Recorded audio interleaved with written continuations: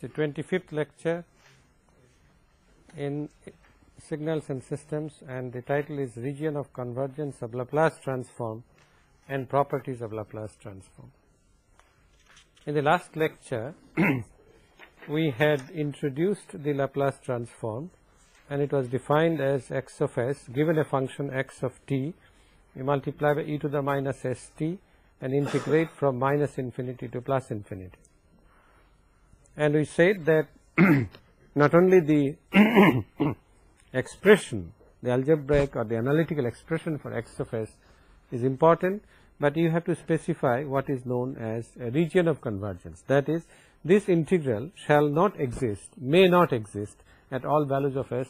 You have to specify a region in which this integral converges. And this is the main difference between Laplace transform and Fourier transform. And we also showed that for s is in general a complex quantity, and that for sigma equal to 0, Laplace transform is the same as the Fourier transform. And we said that capital X of s, it can be looked upon as the Fourier transform of x of t e to the minus sigma t, where e to the minus sigma t was identified as the convergence factor. That is, the presence of this sometimes ensures that Laplace transform exists, but the Fourier transform of x of t may or may not exist.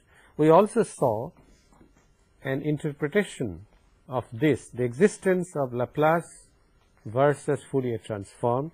We also saw a graphical interpretation, that is, if the Laplace transform ROC does not include the j omega axis, that is, does not include sigma equal to 0, then the Fourier transform cannot exist. This is the interpretation in terms of the regions of S plane. We took some examples to show that this expression, we took two examples.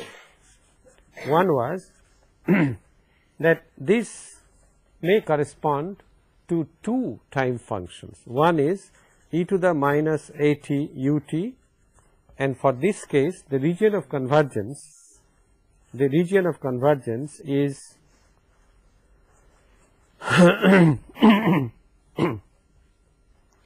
is the S plane to the right of s equal to minus a. This is the region of convergence. You notice that s equal to minus a is a pole of the x of s, correct? Is a pole or only pole of the expression x of s. And so the region of convergence is the region of the S plane to the right of a vertical line passing through the pole. All right.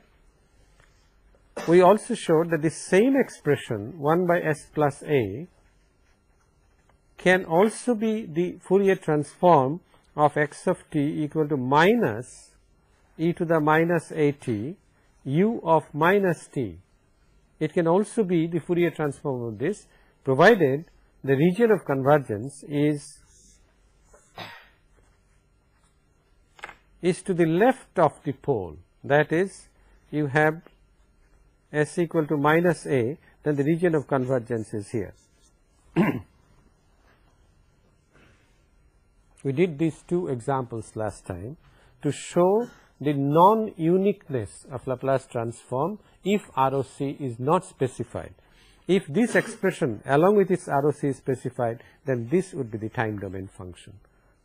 On the other hand, if the expression is specified along with this region of convergence, then you know that this is the expression. In general, we shall prove in a few minutes that such signals which exist to the right of a vertical line parallel to the j omega axis, this, for example, exists only for t greater than, I beg your pardon, in the time domain. If it exists to the right of a particular point on the t axis, obviously for this function it exists only for t greater than equal to 0.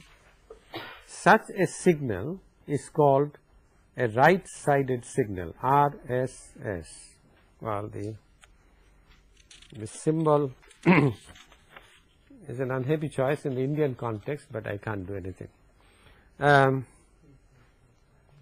It's a right-sided signal. So, any signal which exists to the right of a particular value, let us say t equal to t1, if you have a signal like this, it does not exist to the left, this is the t axis, then this is called a right-sided signal, and e to the minus at u of t is a right-sided signal.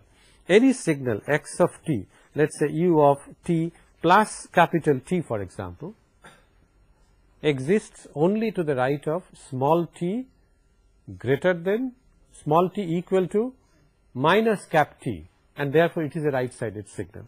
Right-sided signal need not necessarily start at the origin. It can start anywhere on the time axis, but it exists only, non-zero values exist only to the right of that particular point.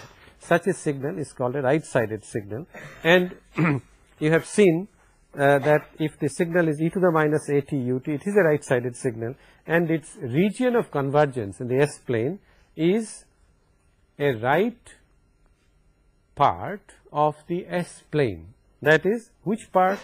The part lies to the right of a vertical line passing through minus a, So, this, as we shall see, is a property of all right-sided signals. That is, right-sided signals, the region of convergence is to the right of a vertical line parallel to the j omega axis. In a similar manner, e to the minus at u of minus t is an LSS, a signal which exists only to the left side. A signal like this, let us say t equal to t2, let us use a different color. A signal like this, which let us say x2 of t, which exists only to the left of a particular point on the t axis, is called a left-sided signal. It is to the left. The left-sided signal need not necessarily start at t equal to 0. It can start anywhere. It can start at a positive value of t. It can start at a negative value of t. But this is what a left-sided signal is. And you notice that an example of a left-sided signal is this signal, which exists to the left of t equal to 0.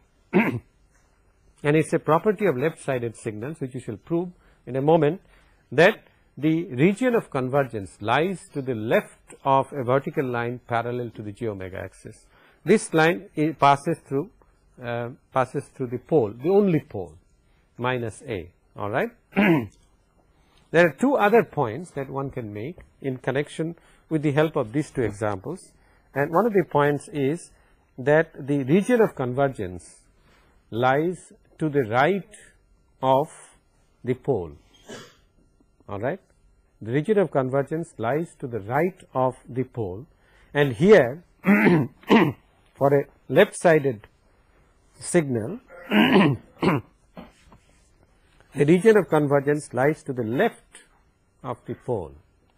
If there are more poles than one, then we shall show that the region of convergence lies for a right-sided signal to the right of the rightmost pole. We will show this, all right. If there is another pole, let us say here, then the region of convergence lies to the right of the rightmost pole. Whereas in a left-sided signal, there is no ambiguity here, left to left, right to right, okay. In fact, the time domain right or left is transformed into right or left in the S domain, unlike political implications where things change very rapidly and you do not know what is happening once a transformation occurs. Here, left remains left, all right. A left-sided signal, the region of convergence, we shall show a little later, that if there are more poles than one, then the region of convergence lies to the left of the leftmost pole, all right, leftmost pole. We will see this. I wanted to make these comments in connection with this, so that when I actually do the proof, you understand what I am talking about. We also introduced the concepts of poles, zeros, and we showed that a rational function capital X of s, which is of the form P of s by Q of s, can be completely described by its poles and zeros except for a scaling constant.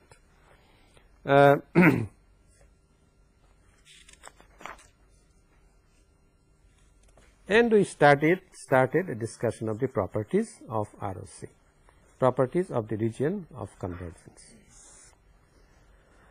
One thing we said is that if a signal, well,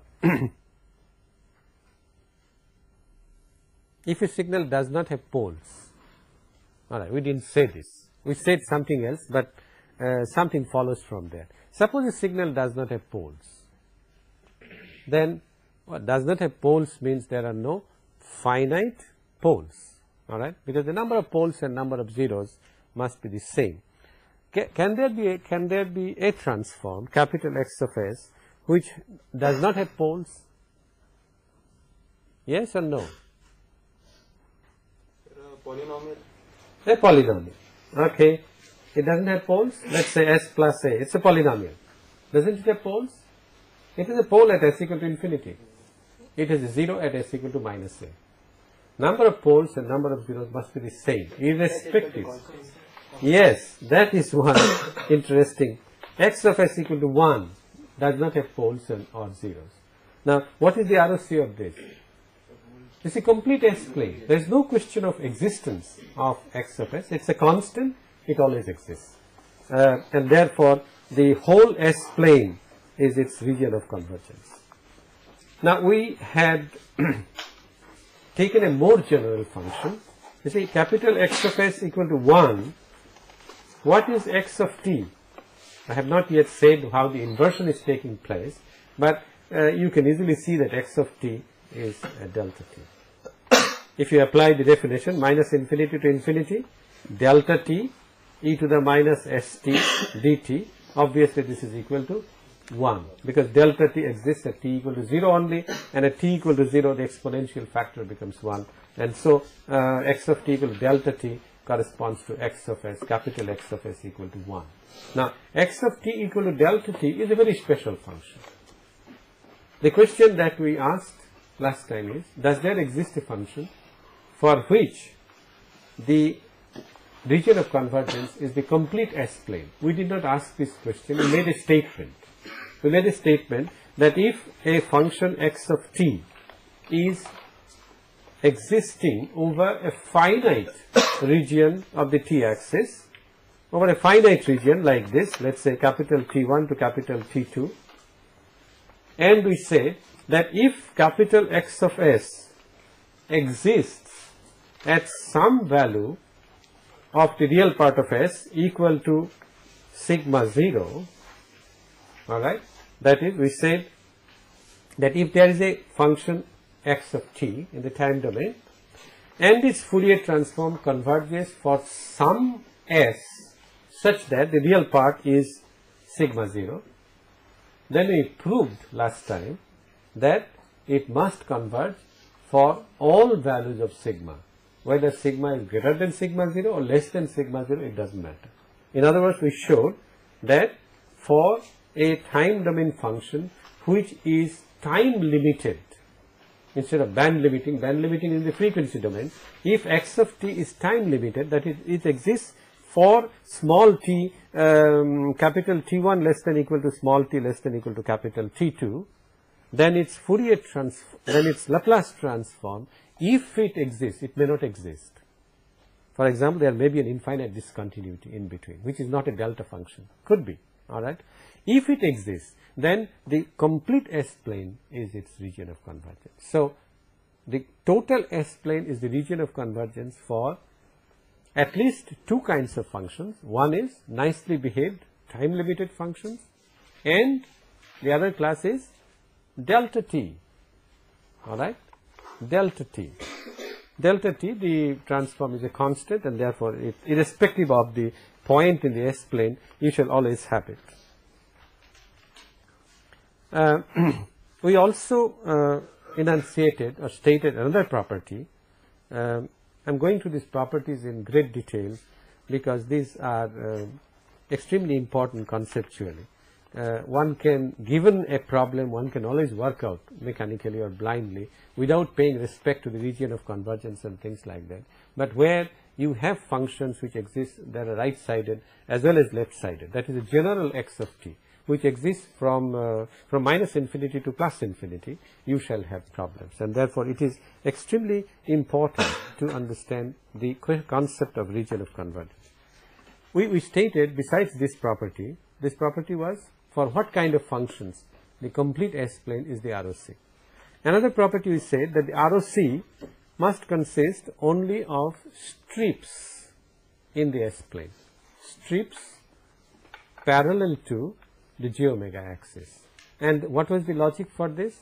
The logic for this was that x of s is simply the Fourier transform of xt e to the minus sigma t. In other words, the Fourier transform does not depend, Fourier transform of the function that we take does not involve omega at all, and therefore irrespective of omega it depends on sigma only, that is the real part of S, and therefore the region of convergence must be strips passing through specific values of sigma, that is for some range of sigma the ROC, the Laplace transform shall exist, for some other values it may not exist, but it is totally determined by sigma, omega plays no part, and therefore the lines which define the boundaries of ROC must be lines parallel to the j omega axis, that is they are defined by the value of sigma at this point, alright, irrespective of omega, whatever omega is, it does not matter. So ROC consists of strips in the S plane. Now these strips can be infinite in extent.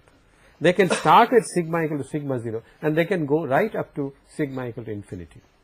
They can be to the left of a line sigma equal to sigma 0. They start at sigma equal to sigma 0 and go right up to sigma equal to minus infinity. They can be the total S plane that we have seen. They can also be strips like this. They can also be finite strips like this. Finite in width, not in length. The length may go to j infinity, plus j infinity and minus j infinity. So when we say finite strip, we mean the width, alright. These are basically three kinds, well not three, four kinds of ROC. Complete S plane, a right half plane, no, a right plane bounded by a line parallel to the j omega axis, a left plane bounded by a line parallel to the j omega axis, or a strip which is bounded on both sides, alright, by finite sigma 1 and sigma 2. These are the four kinds of ROCs, and we shall take examples to show, yes. What about strips that consist of both right-handed and left-handed planes without being the complete S plane, like you have a blank portion in the middle and... Oh, can I have, that's an interesting question, can I have, this is sigma equal to 0, can I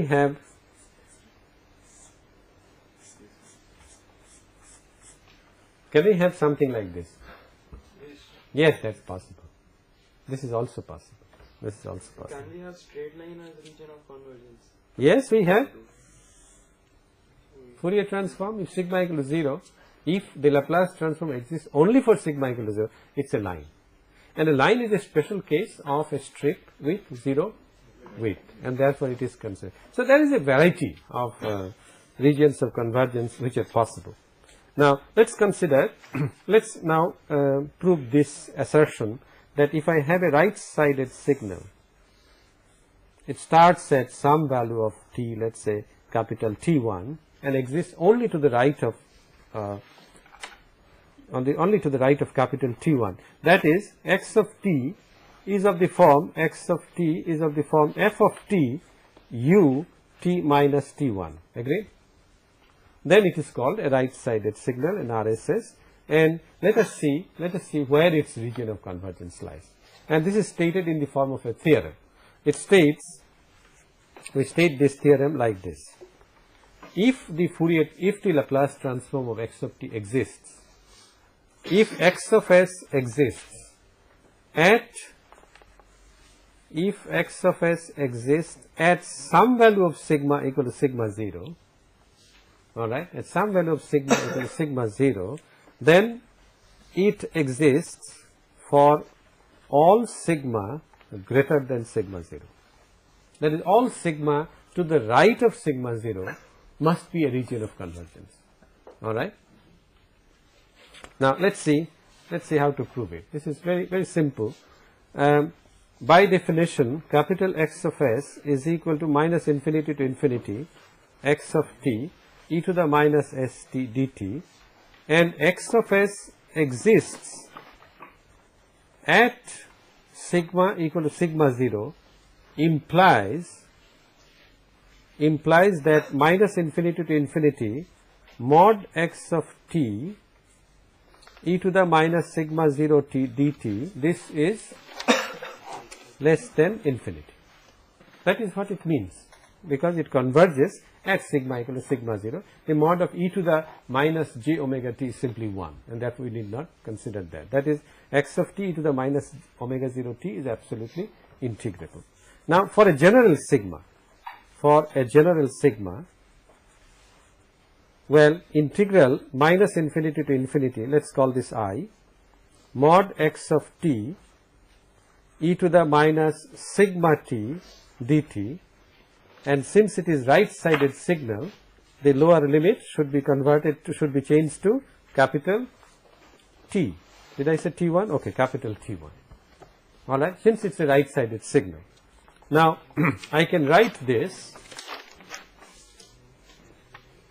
I can write capital I as equal to integral T1 infinity mod x of t e to the minus sigma 0 t dt. I am taking sigma 0 and I shall add a sigma 0 t. That is, I will multiply this by minus sigma 0 t.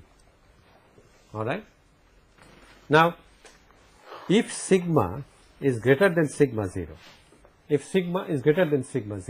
then obviously sigma minus sigma 0 is positive, right?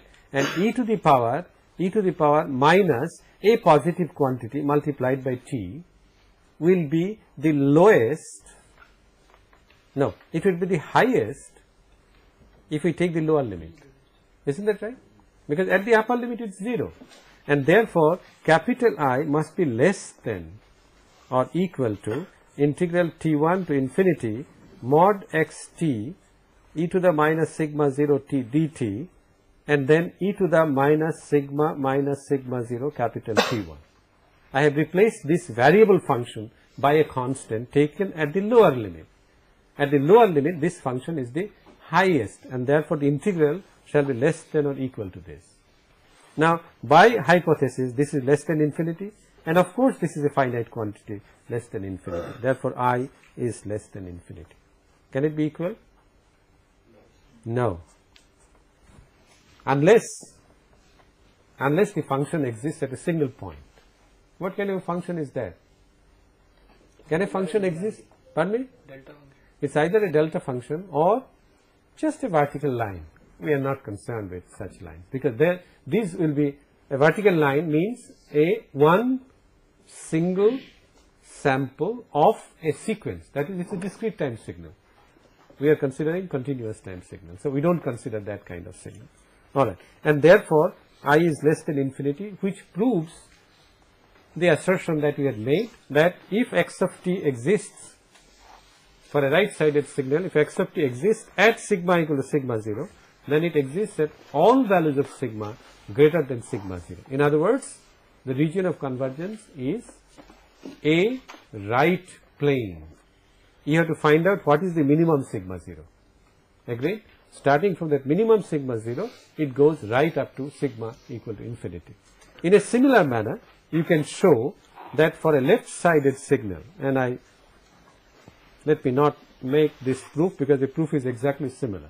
For a left sided signal, LSS, if sigma equal to sigma 0 is a point of convergence of X of S, then all sigma less than sigma 0 is also in the region of convergence. That is, we have a left plane, a plane which is to the left of minimum sigma 0 as the region of convergence. Alright, the proof is exactly similar, so I shall not repeat it. Now if I have a two-sided signal, that is a general signal, two-sided signal, that is, I have a situation like this. It goes to infinity, it goes to minus infinity, this is the t-axis, this is 0. Well, then what we can do is, at some arbitrary value of t, to find out the region of convergence of this, at some arbitrary value of t, let's say capital T, we make a break. That is, we look up on this signal, we look up on this signal x of t as the sum of a right-sided signal and a left-sided signal. We can do that. The only problem is at capital T, what value shall you take? If you, well, you have a choice. You can give x of capital T to completely to the right-sided signal and 0 to the left-sided signal. That is, the left-sided signal may start from 0. That you can apportion, it doesn't matter. You can give half to XR, half to XL, or you can make any proportion, it doesn't matter. But what matters is that if this I call XR of S and this I call XL of S, and if both exist independently, then you see the region of convergence for the right-sided signal shall be real part of S greater than equal to some sigma r, right, if it exists, whereas the left-sided signal, the region of convergence will be real part of S less than equal to some sigma L, alright, and obviously the total Laplace transform, that is capital X of S equal to XR plus XL, shall exist. You know, the two can independently exist, but their sum may not exist. Why not? Because sigma r could be greater than sigma L. If that happens, then obviously there is no region of intersection. The intersection is a null region, and therefore the Laplace transform doesn't exist. The situation is this. Let's say this is sigma equal to 0, this is sigma equal to 0, and sigma r is somewhere here, sigma L is somewhere here. Then XR of S exists to the right of sigma r. XL of S exists, let me use a different color, XL of S exists to the left of sigma L, and it is this strip over which capital X of S shall exist. It is over this strip, so between sigma r and sigma L. So this is the region of intersection. On the other hand, if sigma r exceeds sigma L, then obviously there is no intersection, and therefore capital X of S may not, shall not exist. This is the question of two-sided signal. And one must be very careful about the existence. You can write something, you can do some integration mechanically, but it doesn't make sense. It doesn't mean anything. You have to put your mind to it. In other words, you have to keep the region of convergence in mind all the time. Now, let's consider some examples to illustrate these regions of convergence. And I want you to put your whole mind on this. One example is xt equal e to the minus at. It's a finite duration signal, 0 to capital T, and it is 0 otherwise. If you put down in the definition and carry out this integral, obviously 0 to capital T, that's the range we have to integrate, e to the minus at, e to the minus st dt. This is equal to, does it matter what is the value of S? What is the real part of S? It doesn't. It can be anything, because the regions, the limits are 0 and capital T. And you can see that this would be 1 by S plus A, 1 minus e to the minus S plus A times T, capital T. Is that okay? This is the Laplace transform. Can you make a comment by looking at this? By looking at this expression, can you make a comment about its character? This fs is not defined if s plus a is 0, but that integral is defined. We will come to this, yes. If s is equal to a, if s is equal to minus a, if s is equal to minus a, yes. The limit is different. Limit is different. Limit is different. But we will come to this question later. An elementary comment about the character of this function. Don't you see that it's irrational? It is not a rational function. Why not? The denominator is a polynomial, but the numerator is an infinite series. A polynomial is a finite series in the variable containing only integral powers of the variable. This is not a polynomial, this is an infinite series, and therefore it is an irrational function. The first thing you notice. Then the question of poles and zeros. Well, this integral was evaluated without any respect or cognizance of the real part of s. We didn't consider it at all. It always converges to this, and therefore the ROC, our common sense says, the ROC must be the complete S plane. It must exist at all values of S. The only problem is at S equal to minus A. S equal to minus A looks like a pole, and at a pole x of S cannot exist. Why not? At a pole, by definition, x of S blows up, and therefore it is not defined at a pole. The region of convergence therefore cannot include a pole. Region of convergence, or in other words, there cannot be a pole in the region of convergence. So if the complete S plane, as common sense says, if this is the region of convergence, then there must not exist a pole. Alright, S equal to minus A in fact is not a pole, because S equal to minus A, the numerator also becomes 0. And if you apply L'Hopital's rule, then you can see that x of S at S equal to minus A, well, is equal to capital T. You can do by differentiation and then put S equal to minus A. Alright, it doesn't have poles. Does it have zeros? Well, if it is a zeros, then this must be satisfied. The numerator shall be equal to 0. At this value, the denominator cannot be 0. Alright, this is the definition of zeros. Now, why do you say it doesn't exist? Because what I find is e to the minus s plus a t is equal to 1, and 1 I can write as e to the minus j 2k pi, correct? Where k is 0 plus minus 1 plus minus 2 and so on. Alright, we can do that. Any value of k shall do, and therefore this equation can be satisfied at infinite number of values of S, which means that it shall have infinite number of zeros, and these zeros are obviously S plus A t is equal to j 2k pi. There is no particular significance to my taking minus sign, because k is allowed to be positive or negative. I could as well take plus e to the j 2k pi. It should not have mattered. It is only for the for the elegance of the result that I am writing this, which means that S is equal to minus a t, no, minus a plus j 2k pi divided by t, where k equals to 0 plus minus 1 plus minus 2. K is simply a positive or negative integer. It can be 0.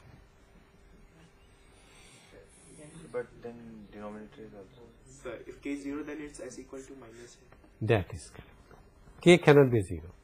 Is it okay? So, Yeah. so this function should also have infinite number of poles. No, it's an irrational function. It's an irrational function. What I said was about, I was expecting this question. What I said about the equality of the number of poles and zeros applies only to rational functions, not to irrational. Irrational functions are not rational anyway. They don't behave according to the norms of rationality. There are all kinds of odd things, and this is one of the odd things, that it has an infinite number of zeros but no poles. Alright? And if I make a picture, the picture is very nice. S equals to minus A plus J 2k pi divided by capital T. The zeros are like this, the pole zero plot, sigma j omega, and suppose A is greater than 0. Then obviously minus A is somewhere here, this is minus A, and the zeros are, there is no 0 here, there is a 0 at plus j 2 pi by t, then plus j 4 pi by t, plus j 6 pi by t, and so on, symmetrically with regard to the sigma axis. And the difference between two successive poles is simply twice pi divided by two successive zeros is twice pi divided by t. It's a very interesting function. It's a very interesting function. You shall have occasion to look at this function later when you do communication systems. There are systems in which irrational functions like this are encountered. All right, any question on this? What is the region of convergence? Whole plane. Why? Because there are no poles, and therefore to the right, to the left, or any direction, it doesn't matter. The complete S plane is the region of convergence. Let's consider a second example in which I have an x of t which is e to the minus b mod t. That is, its plot is like this. It starts at 1, goes like this, it goes like this. So t equal to 0 is a point of discontinuity. The two slopes do not agree at t equal to 0 minus and t equal to 0 plus. The slopes are equal and opposite in sign. All right.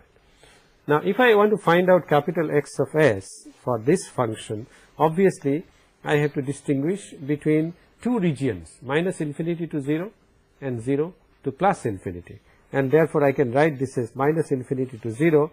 I can write e to the minus b mod t. Since t itself is negative, I can write this as e to the b t. Is that okay? Okay. E to the bt, e to the minus st. Now I want your complete attention, because we are going to have the complication of regions of convergence. Let us see. Plus integral 0 to infinity e to the minus bt, is that okay? E to the minus st dt. Let's look at the, let's call this x1 and let's call this x2, and let's look at both of these carefully. X1 is minus infinity to 0 e to the power b minus sigma t, all right, e to the power b minus sigma t, e to the minus j omega t, then dt. Obviously, this integral x1 shall converge if b minus sigma is greater than 0. T itself is negative, and therefore this b minus sigma must be greater than. Okay. So capital X1 exists if b minus sigma is greater than 0. That means b is greater than real part of S. Agreed? That means real part of S less than b. All right? And what is the expression? Real part of S less than b means what? It's a left plane. Why does it become a left plane? Because we took a left-sided signal.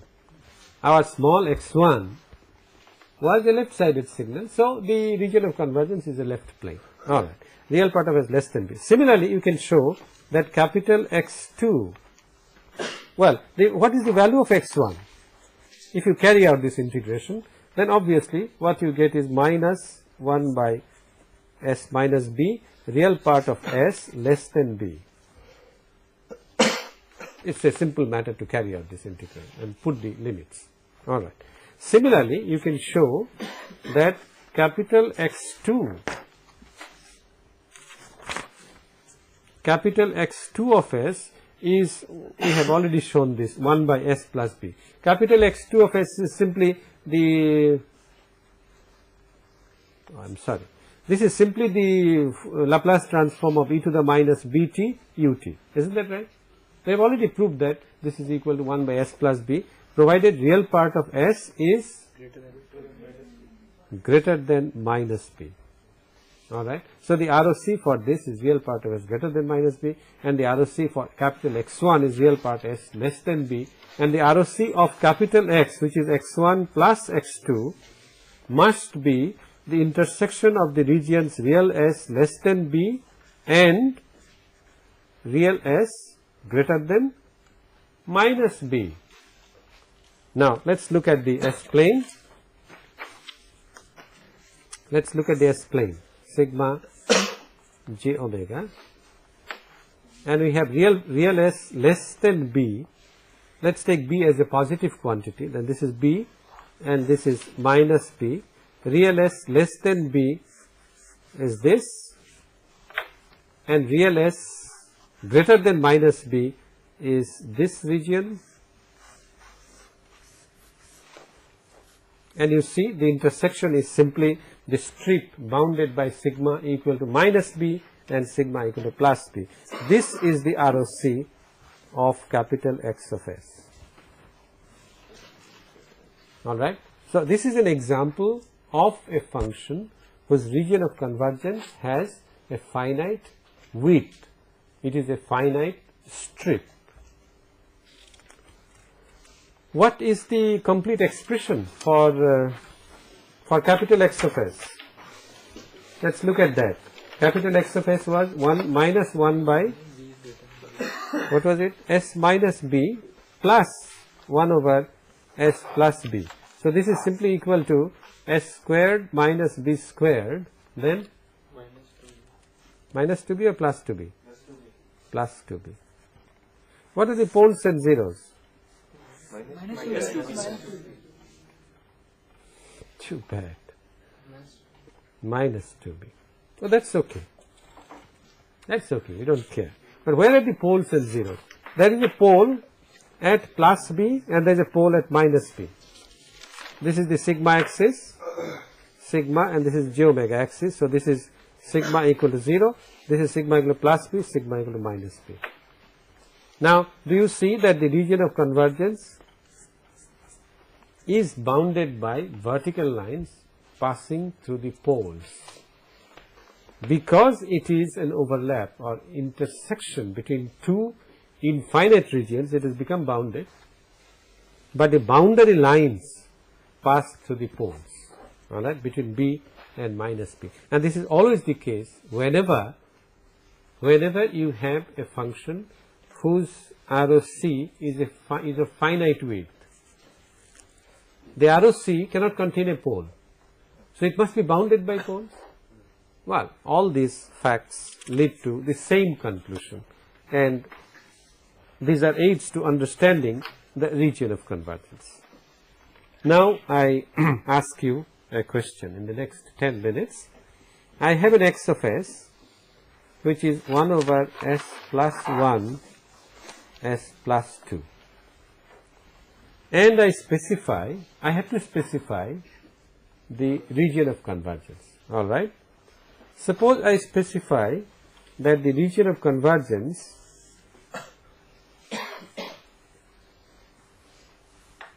sigma j omega. Suppose I specify that the region of convergence is, there are two poles, alright. One is at minus 1 and the other is at minus 2. And I specify that the region of convergence is a right plane, that is, this is the region of convergence. This is minus 1, this is minus 2. And you already know that X of s could be expanded as 1 by s plus 1 minus 1 by s plus 2. Can you tell me what is the X of t? I have specified this and I have specified the region of convergence. E raised to minus t minus e raised to minus 2t ut.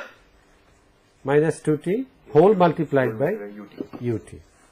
the clue is here that the region of convergence is right plane. So, the signal must be a right sided one, and indeed this signal is a right sided one starting at t equal to 0. Alright. So, if this function along with its region of convergence is specified, we can definitely write this. Now, let us complicate the matter. We have an x of s which is 1 over s plus 1 s plus 2, and the region of convergence is like this: j omega sigma. We have a pole at minus 1, a pole at minus 2, and the region of convergence is to the left of minus 2. Instead of to the right of minus 1, now it is to the left of minus 2. Okay. Now, once again, this is the same 1 by s plus 1 minus 1 by s plus 2. So, what is x of t? It must be now left-sided signal. Wow. Now, be careful. e raised to minus 2t minus e raised to minus t u of minus t. Wonderful. This is the correct answer. This is a left-sided signal, and e to the minus 2t comes from here. You must not forget the negative sign, which has been taken care of. So, minus e to the minus t u of minus t, the Laplace transform is 1 by s plus 1. So, the negative sign has to be taken care of. This is perfectly valid. Now, the third situation, x of s is 1 over s plus 1, s plus 2, and the third situation is that it is a strip bounded by 0, minus 1 and minus 2, and the region of convergence is this. Now, what can you say about x of t? Minus e raised to minus t u of minus t. Minus e to the minus t u of minus t minus e raised to minus t u of t. Now, Minus 2t. e to the minus 2t u of t. What is the logic? Has everybody understood the logic? Why it is so? The region to the left of minus 1, region to the left of minus 1, this can be thought of as an intersection between a left plane and a right plane. If you consider the total left plane to the left of minus 1, obviously it should be contributed to by the pole at s equal to minus 1, and therefore this, the first factor comes with a negative sign, minus e to the minus t u of minus t. And the right plane to the right of minus 2 obviously shall be contributed by s plus 2 term, and this is why you get e to the minus 2t ut. Alright. So, if the region of convergence and the function is specified, you should be able to find out the function uniquely. Alright. If the ROC is not specified, the answer cannot be unique. In the next lecture, we shall look at the inversion of Laplace transform. Always, in the example that we worked out, that is 1 by s plus 1, 1 by s plus 2, what we did was to make a partial fraction expansion and invert term by term. Well, this is the beauty of rational functions, that we can always do that. We can always do this, and this is an algebraic exercise. There is no integration. There is no differentiation involved. However, if the function is not rational, then we cannot make a partial fraction expansion, and we have to appeal to more fundamental things, and we shall indeed see that it is an integral exactly like Fourier transform, but there is a small difference. We shall do these details next time.